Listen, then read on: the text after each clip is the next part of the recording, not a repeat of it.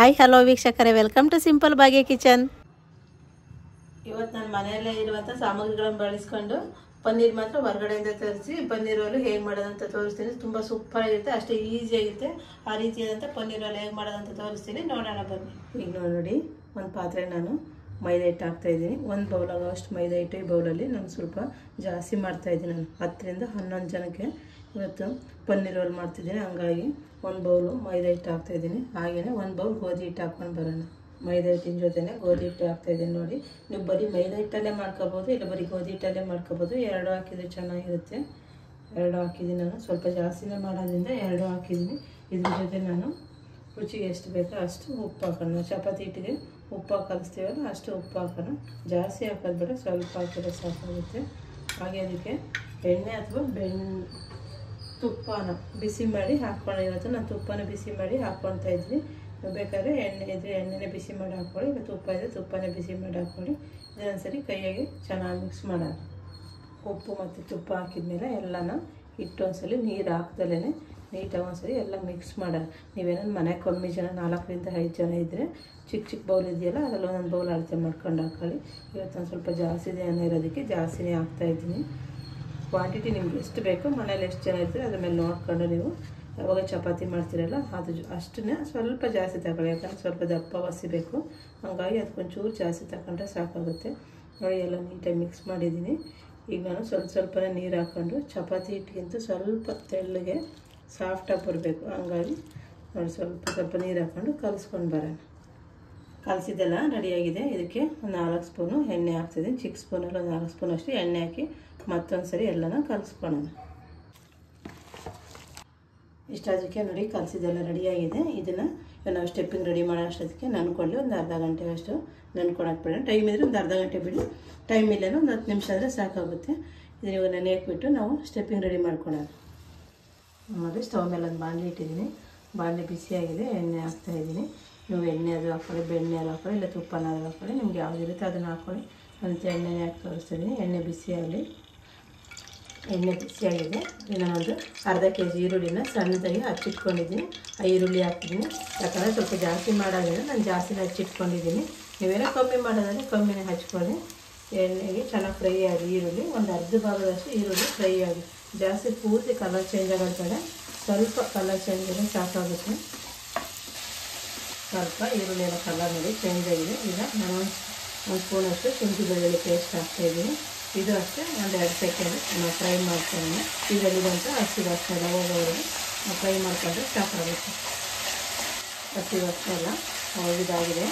ನಾನು ಅರ್ಧ kg ಈರುಳ್ಳಿಗೆ ಒಂದು 1/4 kg ಅಷ್ಟು ಟೊಮೆಟೊನ ಸಣ್ಣದಾಗಿ ಹಾಕಿಟ್ಕೊಂಡಿದ್ದೀನಿ. ನೋಡಿ, ಆ ಟೊಮೆಟೊ ಹಾಕ್ತಾಯಿದ್ದೀನಿ. ಟೊಮೆಟೊ ಸ್ವಲ್ಪ ಸಾಫ್ಟ್ ಆಗೋವರೆಗೂ ಬೇಯಬೇಕು. ಜಾಸ್ತಿ ಆಗೋದು ಬೇಡ, ಸ್ವಲ್ಪ ಸಾಫ್ಟ್ ಆಗೋವರೆಗೂ ಬೆಂದರೆ ಸಾಕಾಗುತ್ತೆ.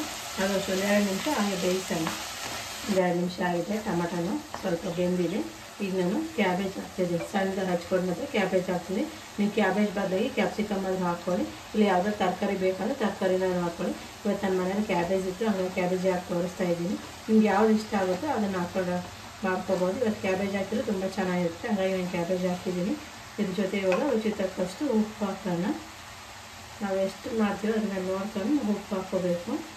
ಹಾಗೆಯೇ ಸ್ವಲ್ಪ ಖಾರದ ಪುಡಿ, ಖಾರಕ್ಕೆ ಎಷ್ಟು ಅನುಗುಣವಾಗಿ ನೀವು ಕಲರ್ ಖಾರದ ಪುಡಿ ಇದ್ದರೆ ಅದನ್ನೆಲ್ಲ ಹಾಕ್ಕೊಳ್ಳಿ, ಇಲ್ಲ ಮನೆಯಲ್ಲೇ ಮಾಡಿದಂಥ ಅಷ್ಟು ಖಾರದ ಪುಡಿ ಇರುತ್ತಲ್ಲ ಅದನ್ನೆಲ್ಲ ಹಾಕ್ಕೊಳ್ಳಿ. ನಾನು ಮನೆಯಲ್ಲೇ ಮಾಡಿದಂಥ ಖಾರದ ಪುಡಿ ಹಾಕ್ತಾಯಿದ್ದೀನಿ. ಒಂದು ಅರ್ಧ ಟೀ ಸ್ಪೂನಷ್ಟು ಖಾರದ ಪುಡಿ ಹಾಕ್ತಿದ್ದೀನಿ. ಹಾಗೆ ಧನಿಯಾ ಪುಡಿನೂ ಹಾಕೋಣ. ಒಂದು ಅರ್ಧ ಟೀ ಸ್ಪೂನಷ್ಟು, ಜಾಸ್ತಿ ಬೇಡ. ಧನಿಯಾ ಪುಡಿ ಒಂದು ಅರ್ಧ ಟೀ ಸ್ಪೂನ್ ಅಷ್ಟು ಹಾಕಿದ್ದೀನಿ. ಒಂದು ಅರ್ಧ ಸ್ಪೂನಷ್ಟು ಹಾಕಿದರೆ ಸಾಕಾಗುತ್ತೆ. ನೋಡಿ, ನಾನು ಅರ್ಧ ಸ್ಪೂನಷ್ಟು ಧನಿಯಾ ಪುಡಿ ಹಾಕ್ತೀನಿ. ಅದು ಅಷ್ಟೇ ಮನೆಯಲ್ಲೇ ಮಾಡಿದಂಥ ಧನಿಯಾ ಪುಡಿ ಹಾಕ್ತೀನಿ. ನಾನು ಹೊರಗಡೆಯಿಂದ ಯಾವುದೂ ತಂದು ಹಾಕ್ತಾಯಿಲ್ಲ. ಪನ್ನೀರ್ ಮಾತ್ರ, ಚೀಸು ಪನ್ನೀರ್ ಮಾತ್ರ ಹೊರಗಡೆಯಿಂದ ತಂದಿದ್ದೀನಿ. ಎಲ್ಲ ಮನೆಯಲ್ಲಿರೋಂಥ ವಸ್ತುಗಳನ್ನೇ ಹಾಕಿ ಪನ್ನೀರ್ ರೋಲ್ ಮಾಡಿದರೆ ಮಕ್ಕಳಿಗೆ ತುಂಬ ಇಷ್ಟ ಆಗುತ್ತೆ. ಮಕ್ಕಳಿಗೆ ಚಿಕ್ಕವರಿಂದ ದೊಡ್ಡವ್ರವರೆಗೂ ಪನ್ನೀರ್ ರೋಲ್ ಯಾರಿಗೂ ಇಷ್ಟ ಆಗೋಲ್ಲ, ಎಲ್ಲರಿಗೂ ಇಷ್ಟ ಆಗುತ್ತೆ. ಹಾಗಾಗಿ ಮನೇಲಿ ಏನಿರುತ್ತೆ ಅದನ್ನೇ ಹಾಕ್ಕೊಂಡು ಇವತ್ತು ನಾನು ಪನ್ನೀರ್ ರೋಲ್ ಮಾಡ್ತಾಯಿದ್ದೀನಿ. ಇದು ಚೆನ್ನಾಗಿ ಒಂದು 5 ನಿಮಿಷ ಬೇಯಲಿ. ಚೆನ್ನಾಗೆಲ್ಲ ಬೆಂದಿದೆ. ನೋಡಿ, ನಾನು ನಂದಿನಿ ಪನ್ನೀರ್ ತೊಗೊಂಡಿದ್ದೀನಿ. ಒಂದು 200 ಗ್ರಾಮ್ ನಂದಿನಿ ಪನ್ನೀರ್ ತೊಗೊಂಡಿದ್ದೀನಿ. ಆ ಪನ್ನೀರ್ ಹಾಕ್ತಾಯಿದ್ದೀನಿ. ನೋಡಿ, ಚಿಕ್ಕದಾಗಿ ಕಟ್ ಮಾಡಿ ಇಟ್ಕೊಂಡಿದ್ದೀನಿ. ನಿಮ್ಗೆ ಉದ್ದ ಬೇಕಂದರೆ ಉದ್ದನ ಕಟ್ ಮಾಡ್ಕೊಳ್ಳಿ, ಇಲ್ಲ ದಪ್ಪ ಬೇಕಂದ್ರೆ ದಪ್ಪ ಕಟ್ ಮಾಡ್ಕೊಂಡು. ನಾನು ಜಾಸ್ತಿ ಜನ ಇರೋದ್ರಿಂದ ಸ್ವಲ್ಪ ಚಿಕ್ಕದಾಗಿ ಕಟ್ ಮಾಡ್ಕೊಂಡಿದ್ದೀನಿ. ಹಾಗೆ ಇವತ್ತು ನಾನು ಮನೆಯಲ್ಲೇ ಮಾಡಿದಂಥ ಸ್ವಲ್ಪ ಹೋಮ್ ಮೇಡ್ ಪನ್ನೀರು ಇದೆ ನೋಡಿ. ಹೋಮ್ ಮೇಡ್ ಪನ್ನೀರು ಮನೆಯಲ್ಲೇ ನಾನು ರೆಡಿ ಮಾಡಿದ್ದೆ. ಆ ಪನ್ನೀರನ್ನು ಕಟ್ ಮಾಡಿ ಹಾಕ್ತೀನಿ. ನೀವು ಬೇಕಂದರೆ ಮನೆಯಲ್ಲೇ ರೆಡಿ ಮಾಡ್ಕೊಂಡಾದ್ರೂ ಮಾಡ್ಕೋಬೋದು, ಚೆನ್ನಾಗಿರುತ್ತೆ. ನಾನು ಮನೆಯಲ್ಲೇ ಮಾಡಿರೋದು ಕಮ್ಮಿ ಆಗುತ್ತೆ, ಹಂಗಾಗಿ ಹೊರಗಡೆಯಿಂದಲೂ ತರಿಸಿದ್ದೀನಿ. ನಿಮ್ಗೆ ಏನೇನೋ ಮನೆಯಲ್ಲೇ 100 ಗ್ರಾಮ್ ಪನ್ನೀರ್ ಆದರೆ ಸಾಕಾಗುತ್ತೆ ಅಂದರೆ ಮನೆಯಲ್ಲೇ ಪನ್ನೀರ್ ಮಾಡ್ಕೊಂಡು ನಾನು ಪನ್ನೀರ್ ಹೇಗೆ ಮಾಡೋದು ಅಂತಲೂ ತೋರಿಸ್ತೀನಿ. ಇದ್ರ ಜೊತೆ ಎಲ್ಲ ನೀಟಾಗಿ ಮಿಕ್ಸ್ ಮಾಡೋಣ ಅನ್ಸೋದು. ಆ ಪನ್ನೀರ್ ಜೊತೆನೇ ನೋಡಿ ನಾನು ಮನೇಲಿ ಮಾಡಿರೋ ಪನ್ನೀರು ಹಾಕ್ತಾಯಿದ್ದೀನಿ. ಇದಷ್ಟು ಪರ್ಫೆಕ್ಟಾಗಿ ನನಗೆ ಕಟ್ ಮಾಡೋಕ್ಕಾಗಿಲ್ಲ, ಹಾಗಾಗಿ ಸ್ವಲ್ಪ ಹಾಗೆ ಹೀಗೆ ಆಗಿದೆ. ಮನೇಲಿ ಮಾಡಿರೋದಲ್ವ, ನಮ್ಗೆ ಅಷ್ಟು ಪರ್ಫೆಕ್ಟಾಗಿ ಬರೋಲ್ಲ ಕಟ್ ಮಾಡೋಕ್ಕೆ. ಇದ್ರ ಜೊತೆ ನಾನು ಇವಾಗ ನೋಡಿ ಮಿಕ್ಸ್ ಮಾಡಿ ಎಲ್ಲ ಒಂದ್ಸರಿ ಸ್ವಲ್ಪ ಅರಿಶಿನ ಪುಡಿ ಹಾಕ್ತೀನಿ, ಒಂದು ಚಿಟಿಕೆ ಅಷ್ಟು, ಜಾಸ್ತಿ ಬೇಡ. ಅರಿಶಿನ ಪುಡಿ ಹಾಕ್ತೀನಿ. ಹಾಗೆಯೇ ಗರಂ ಮಸಾಲ ಹಾಕೋಣ, 1 ಸ್ಪೂನಷ್ಟು ಗರಂ ಮಸಾಲ, ಚಿಕ್ಕ ಸ್ಪೂನಲ್ಲಿ 1 ಸ್ಪೂನಷ್ಟು ಮಾತ್ರ ಗರಂ ಮಸಾಲ ಹಾಕ್ತಾಯಿದ್ದೀನಿ. ಇದ್ರ ಜೊತೆ ನಾನೀಗ ಕೊತ್ತಂಬರಿ ಸೊಪ್ಪು ಹಾಕಿ ಎಲ್ಲ ಒಂದ್ಸರಿ ಮಿಕ್ಸ್ ಮಾಡೋಣ. ಎಲ್ಲ ನೀಟಾಗಿ ಒಂದ್ಸರಿ ಮಿಕ್ಸ್ ಮಾಡೋಣ. ಕಮ್ಮಿ ಉರಿ ಇಟ್ಕೊಂಡಿದ್ರೆ ಉರಿ ಜಾಸ್ತಿ ಇಟ್ಕೊಬೇಡಿ, ತಳ ಹಿಡಿದು ಬಿಡ್ತೈತೆ. ನೀವು ಇದ್ರ ಜೊತೆನೇ ಎಗ್ ಹಾಕ್ಕೋಬೋದು. ನಾವೇನು ಕ್ಯಾಬೇಜ್ ಹಾಕಿದ್ದೀವಲ್ಲ, ಕ್ಯಾಬೇಜ್ ಬದಲಾಗಿ ಎಗ್ ಹಾಕ್ಕೊಂಡ್ರೆ ಎಗ್ ಪನ್ನೀರ್ ರೋಲ್ ಆದರೂ ಆಗುತ್ತೆ, ಅದು ಚೆನ್ನಾಗಿರುತ್ತೆ, ತುಂಬ ಚೆನ್ನಾಗಿರುತ್ತೆ. ಒಂದ್ಸರಿ ಅದನ್ನು ನಾನು ಮಾಡಿ ತೋರಿಸ್ತೀನಿ. ಇವತ್ತು ನಾನು ವೆಜ್ ಪನ್ನೀರ್ ರೋಲ ಮಾಡಿ ತೋರಿಸ್ತಾಯಿದ್ದೀನಿ ನೋಡಿ. ಎಲ್ಲ ಒಂದ್ಸರಿ ಮಿಕ್ಸ್ ಮಾಡಿ 1-2 ನಿಮಿಷ ಕ್ಯಾಪ್ ಕ್ಲೋಸ್ ಮಾಡಿ ಬೇಯಕ್ಕೆ ಬಿಡೋಣ. ಜಾಸ್ತಿ ಮಿಕ್ಸ್ ಮಾಡೋದು ಬೇಡ, ಪನ್ನೀರೆಲ್ಲ ಇದಾಗ್ಬಿಡುತ್ತೆ. ಹಂಗಾಗಿ 1-2 ಸಲ ಮಿಕ್ಸ್ ಮಾಡಿದ್ರೆ ಸಾಕು. 1-2 ನಿಮಿಷ ಹಾಗೆ ಕ್ಯಾಪ್ ಕ್ಲೋಸ್ ಮಾಡಿ ಬೇಯಕ್ಕೆ ಬಿಡೋಣ. ಪಿನ್ ರೆಡಿ ಆಗುತ್ತೆ. ಆ ಕಡೆ ನಾವು ಚಪಾತಿ ಒರೆಸ್ಕೊಂಡು ಪನ್ನೀರಲ್ಲಿ ಹೇಗೆ ಮಾಡೋದಂತ ನೋಡೋಣ. ಹಿಟ್ಟು ನೆನ್ಕೊಂಡಿದ್ದೆ. ಈಗ ನೋಡಿ ಒಂದೊಂದೇ ಸ್ವಲ್ಪ, ಒಂದು ಚಪಾತಿ ಹಿಟ್ಟಿಗೆ ಸ್ವಲ್ಪ ದಪ್ಪ ತಗೊಂಡು ಉಂಡೆನೆ, ಜಾಸ್ತಿ ದಪ್ಪನೂ ಬೇಡ, ತೀರ ಸಣ್ಣನೂ ಬೇಡ, ಅಷ್ಟು ತಗೊಂಡ್ರೆ ಸಾಕು. ಆ ಥರ ರೋಲ್ ಮಾಡ್ಕೊಂಡು ಒಂದೊಂದೇ ಉಂಡೆನೆ ಈ ಥರ ನೋಡಿ ನಾನು ರೆಡಿ ಮಾಡಿಟ್ಟಿದ್ದೀನಿ. ತಟ್ಟೆಗೆ ರೆಡಿ ಮಾಡ್ಕೊಬರೋಣ. ಒಂದು 10 ಉಂಡೆ ಒಂದೇ ಸರಿ ರೆಡಿ ಮಾಡ್ಕೊಳ್ಳೋಣ. ಸ್ವಲ್ಪ ಹಿಟ್ಟು ಹಾಕ್ಕೊಂಡು ನಾನು ಮಾಡಿದಂಥ ಉಂಡೆನೀಗ ಒಂದೊಂದೇ ನೀಟಾಗಿ ಒರೆಸ್ಕೊಂಡು ಬರೋಣ ನೋಡಿ. ಸ್ವಲ್ಪ ಚಪಾತಿ ಹಿಟ್ಟಷ್ಟು ತೆಳ್ಳು ಬೇಡ, ಸ್ವಲ್ಪ ದಪ್ಪ ಆದರೆ ಸಾಕು. ದಪ್ಪ ಇದ್ದರೆ ಅದು ರೋಲ್ ಮಾಡೋಕ್ಕೆ ಚೆನ್ನಾಗಿ ಬರುತ್ತೆ, ಹಂಗಾಗಿ ಸ್ವಲ್ಪ ದಪ್ಪನ ಒರೆಸ್ಕೊಂಡು ಬರೋಣ.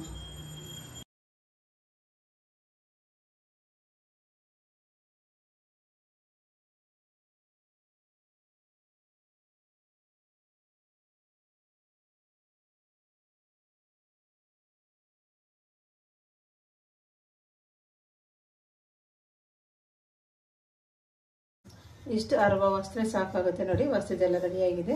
ಈಗ ಇದನ್ನು ಬೇಯಿಸೋಣ. ಈಗ ಸ್ಟವ್ ಮೇಲೆ ಒಂದು ತವ ಇಟ್ಟಿದ್ದೀನಿ. ತವನ ಎಣ್ಣೆ ಹಾಕ್ತಾಯಿದ್ದೀನಿ. ಸುತ್ತ ಅಂಚಿಲ್ಲ ಎಣ್ಣೆ ಹಾಕೋಣ.